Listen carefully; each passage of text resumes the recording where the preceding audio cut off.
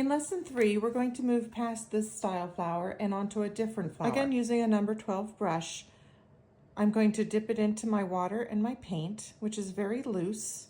It will drip, so you have to make sure that you dab it off so that there's no drip on the end.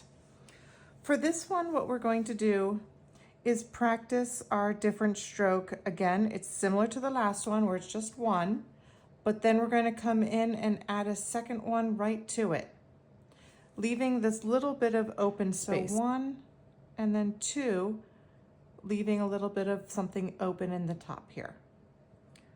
So 1, 2.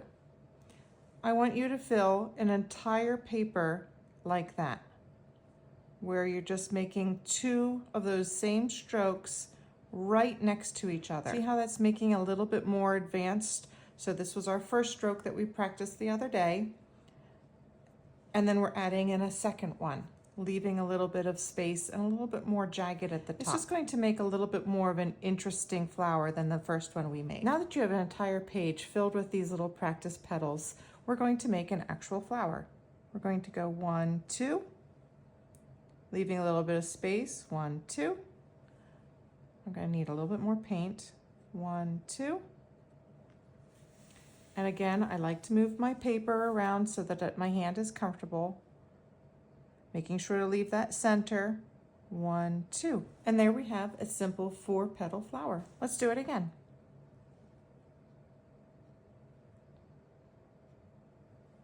See how they're nice and close together and jagged on the outside edge, leaving the center open.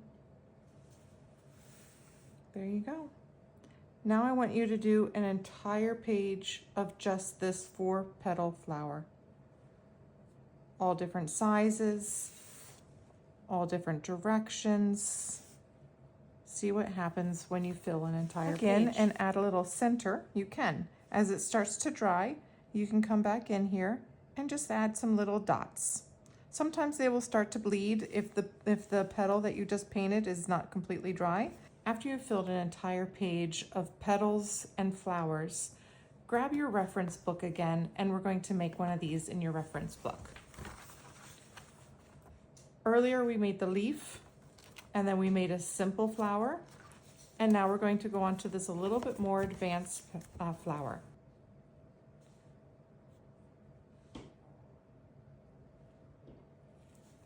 Moving it to be comfortable. There you go. Let's do another one. Maybe this one's just a bud. It's just starting out. And we'll make another one here. Making sure to leave a center.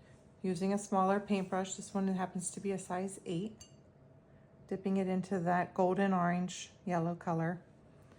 I'm going to come back in here and add some of that center, letting it touch my petals and bleed out. Just a little tiny bit. Using this same size 8, I'm going to get some green, and I'm going to add a stem. Using just the tip, and the straighter up and down you hold the paintbrush, the thinner the line will be. And then bring this one in. Looks a little bit like a Cosmo. And there you have it. Your third practice, where you have practiced in your notebook. As a reminder, when you buy this set, you get 3 notebooks, and I am recommending that you have one notebook that is all about your practice strokes. And then you have a second notebook that you use for your reference so that you remember how to make different flowers. As a reminder, this set of 3 notebooks is available in the TikTok shop. I have it linked in the bottom left-hand corner of this video. Make sure you get this on order so that you can start your practice as well.